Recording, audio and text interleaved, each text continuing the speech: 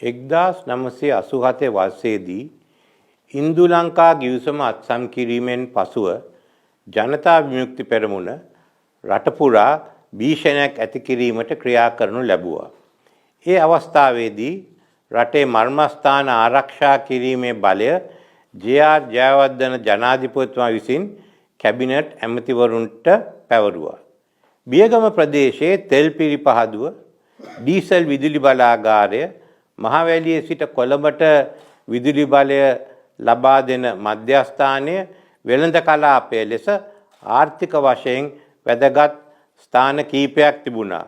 ඒ ප්‍රදේශය ආරක්ෂා කිරීම සඳහා හමුදා කැඳවනු ලැබුවා.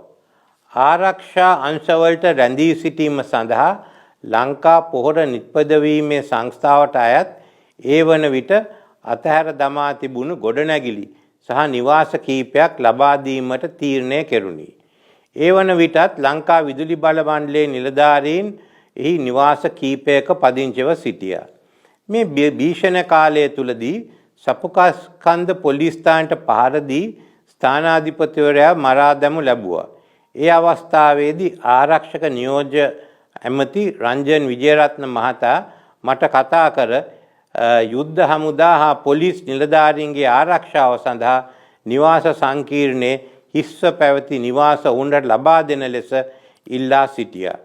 ඒ අනුව එවකට ඈවරකරු මගින් අදාළ නිවාස කැලණි පොලිස් අධිකාරී නලින් දෙල්ගොඩ මහතා වෙත පැවරීමට පියවර ගත්තා.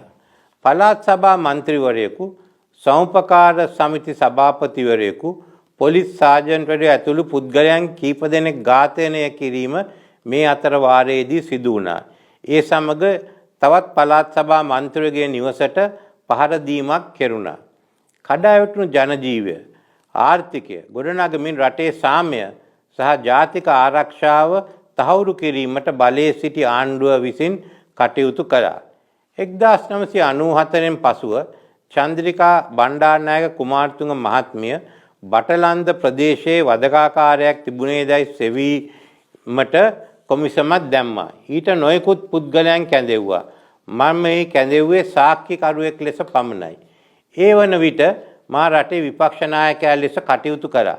බටලන්ද කොමිසම් පත් කළේ සම්පූර්ණ දේශපාලන මඩගැසීමක් අරමුණු කරගෙනයි. නමුත් ඒ උත්සාහය සාර්ථක වුණේ නැහැ. වාර්තාවේ තීරණවල මා සම්බන්ධයෙන් සඳහන් කර තිබෙන්නේ ඇමති හැටියට පොලිස් අධිකාරිවරයා මගින් පොලිස් නිලධාරීන්ට නිවාස දීම නිවැරදි නොවන බවයි. එහි නියම ක්‍රමවේදය විය යුත්තේ පොලිස්පතිවරයාට නිවාස බාර දී ඒ හරහා අදාළ නිලධාරීන්ට පැවරීමයි. මේ ක්‍රියාකාරීකම නිසා මමත් නලින් දෙල්ගොඩ මහතාත් වක්‍රකාරයෙන් වගකිය යුතු බව කොමිෂන් වාර්තාවේ සඳහන් වෙනවා. කොමිෂන් සභාවේ වාර්තාවේ සඳහන් වෙනත් කිසිදු කරුණක් මට අදාළ වන්නේ නැහැ. ජනතා විමුක්ති පෙරමුණ 1988-90 කාලයේ කළ ත්‍රස්තවාදී ක්‍රියා රාශියක් ගැන කොමිෂන් වාර්තාවේ තීරණ සමාපatti නිරීක්ෂණ වලට දැක්වෙනවා. එහි පසුබිමත් කියවෙනවා. ජනතා විමුක්ති පෙරමුණ කළ දරුණු ත්‍රස්ත ක්‍රියා ගැන කොමිෂන් වාර්තාවේ 3 වැනි පරිච්ඡේදයේ දීර්ඝ වශයෙන් කරුණු සඳහන් වෙනවා. මුළු ඉතිහාසයම එහි ඇතුළත් කර තිබෙනවා. ඉහත කරුණු ඇරෙන් අනෙක් කිසිම චෝදනාවක් මට අදාළ වන්නේ නැහැ. ඒ වාර්තාව මම සම්පූර්ණයෙන්ම ප්‍රතික්ෂේප කරනවා. බටලන්ද කොමිෂන් වාර්තාව හංගාගෙන සිටියා කියා කිසිවෙකුටවත් චෝදනා කළ නොහැකි. වර්ෂ 2000 දී පාර්ලිමේන්තු සැසි වාර්තාවක් හැටියට එය තිබුණා. නමුත් කිසිවකුත් ඒ සම්බන්ධයෙන් විවාද කිරීමට ඉල්ලීමක් කරේ නැහැ. අඩුතරමින් ජනතා විමුක්ති පෙරමුණවත් එවැනි ඉල්ලීමක් කළේ නැහැ.